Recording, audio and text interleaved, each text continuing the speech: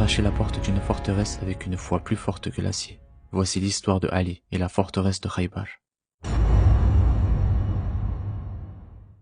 Khaybar, une forteresse imprenable. Située à plusieurs jours de Médine, elle était tenue par une armée bien équipée, protégée par d'immenses murailles et des réserves abondantes. Les musulmans, sous le commandement du prophète Mohammed a.s., avaient entamé une expédition pour libérer Khaybar, après avoir subi plusieurs attaques et trahisons venant de cette région. Les compagnons se relayaient pour affronter l'ennemi, mais chaque jour, l'issue du combat restait la même. La forteresse résistait. La fatigue se faisait sentir, la tension montait, les cœurs étaient lourds, mais l'espoir persistait.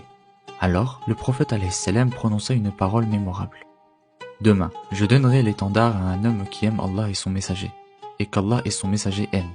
Allah accordera la victoire entre ses mains. » Toute la nuit, les compagnons se mirent à espérer. Chacun d'eux priait en silence que son nom soit prononcé. Le matin arriva, le prophète a.s. appela. « Où est Ali ibn Abu Talib ?» Ali n'était pas là. Il souffrait d'une sévère inflammation des yeux et il ne voyait presque plus. Le prophète a.s. prit un peu de salive, le plaça sur ses yeux et Ali fut immédiatement guéri. Il ouvrit les yeux comme si de rien n'était. Le miracle était visible. La mission pouvait donc commencer. Ali prit l'étendard. Son cœur battait non pas pour la gloire, mais pour l'obéissance. Il n'allait pas vers une victoire personnelle, il allait accomplir une promesse divine. Il s'avança vers la forteresse. Un homme parmi les ennemis sortit pour le défier en duel. C'était un combattant redouté. Le choc des armes résonna entre les murs. Mais Ali, par sa détermination et sa foi, mit rapidement fin au combat et il triompha. Mais la porte restait fermée. Ali s'en approcha. Certains diront qu'il posa la main sur elle, d'autres qu'il la regarda un instant, comme s'il s'adressait à Allah avant d'agir. Puis il la saisit et la déracina.